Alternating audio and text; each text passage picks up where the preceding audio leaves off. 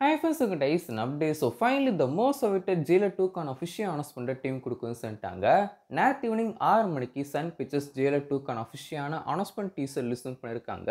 ஒரு மிகப்பெரிய அளவான ப்ரொமோஷன் இந்த ஒரு அனௌன்ஸ்மெண்ட் டீசருக்கு மட்டுமே டீம் பண்ணியிருக்காங்க அப்படின்னு சொல்லலாம்.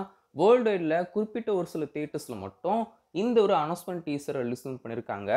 டீசரை பொறுத்த வரைக்கும் எனக்கு உண்மையாக தோணுன விஷயம் என்னன்னா, நான் வந்து கொஞ்சம் பெருசாக எக்ஸ்பெக்ட் பண்ணிட்டனோ அப்படின்னு சொல்லிட்டு தான் எனக்கு இப்போ வரைக்குமே தோணிட்டு வந்திருக்கு. டீசர் பார்க்க நல்லா இருக்கு. நான் இல்லைன்னா சொல்லல.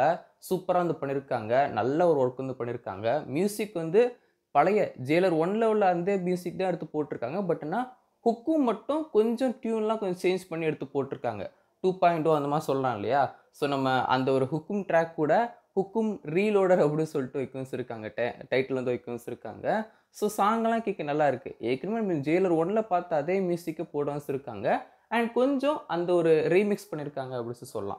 எல்லாம் வந்து ஓகேயா இருந்தாலும், எனக்கு இந்த ஒரு அனௌன்ஸ்மென்ட் டீசர்ல இருந்து பிரச்சனை என்ன அப்படின்னு சொல்லி கேட்டிங்கன்னா, ஃபர்ஸ்ட்டு நம்ம சூப்பர் ஸ்டாரோடைய ஃபேஸ வந்து காமிக்கிறதுக்கு முன்னாடி வரைக்கும், ஒரு நம்ம இன்னொரு சூப்பர் ஸ்டாரா வந்து காமிப்பாங்க. நான் ஏன் இன்னொரு சூப்பர் ஸ்டார்ன்னு சொல்றேன்னா, அது பார்க்கும்போது அவர் இல்ல அப்படிங்கிற மாதிரி நம்மளுக்கு வந்து அப்படியே தெரியுது.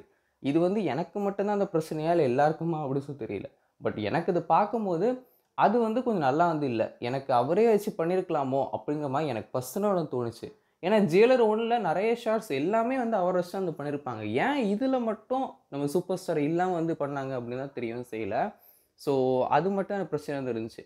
ஒவ்வொரு அந்த ஃபர்ஸ்ட்டு அவர் வந்து அவரோட ஃபேஸ காமிக்காம காமிச்ச எல்லா ஷாட்லுமே நமக்கு வந்து அப்பட்டமா தெரியுது. அ பார்க்கும்போதே வந்து இது ரஜினி சார் இல்ல அப்படிங்கிற மாரி தெரியவும் செய்யுது. பர்சனலா நான் அப்படிதான் ஃபீல் வந்து பண்ணேன். அதுக்கப்புறம் வந்து ஃபேஸ காமிச்சதுக்கப்புறம், அந்த ஒரு எக்ஸ்ப்ளோஷன் வந்து ஆகும் இல்லையா? ஸோ அது வந்து ஃபுல்லா வந்து கிரீன் மேட்ல ஷூட் பண்ண மாரி தான் இருந்திருக்கு. ஸோ ஆப்வியஸ்லி அப்படியே வந்து ஷூட் பண்ணியிருப்பாங்க அப்படின்னு சொல்லி நெனைக்கிறேன். இன்னொன்னு இவ்வளோ பெரிய எக்ஸ்ப்ளோஷன்லாம் வந்து பண்ண முடியாது இல்லையா? ரியல் லைஃப்ல வந்து பண்ண முடியாது. ஸோ வந்து அந்த ஒரு விஷயம் எனக்கு இந்த ஒரு ப்ரோமோ, இந்த டைட்டில் அதாவது அனௌன்ஸ்மென்ட் டீசர்ல பார்க்கும்போது, எனக்கு அது மட்டும் கொஞ்சம் குறையா வந்து இருந்துச்சு. ஏன் ஃபுல்லாவே ரஜினி சார் வச்சே வந்து பண்ணியிருக்கலாமே! அப்படிங்கிற மாரி எனக்கு தோண செஞ்சுச்சு. மத்தபடி அனௌன்ஸ்மென்ட் டீசர் பார்க்க நல்லா இருக்கு. நீங்க இத பத்தி நினைக்கிறீங்க அப்படின்னு சொல்லி மறக்காம கீழ கமெண்ட்ஸ்ல ஷேர் பண்ணுங்க.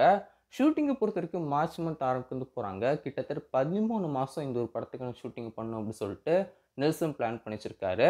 ஸோ இந்த ஒரு படத்த பொறுத்தவரைக்கும் அடுத்த வருஷம் அப்படி இல்லன்னா 2027ல தான் இந்த ஒரு படம் ரிலீஸ் ஆகும். ஸோ வெயிட் பண்ணி பார்க்கலாம். இந்த ஒரு படத்துக்கான அடுத்தது அப்டேட்ஸ் டீம் எப்போ குடுக்க போறாங்க அப்படின்னு சொல்லிட்டு.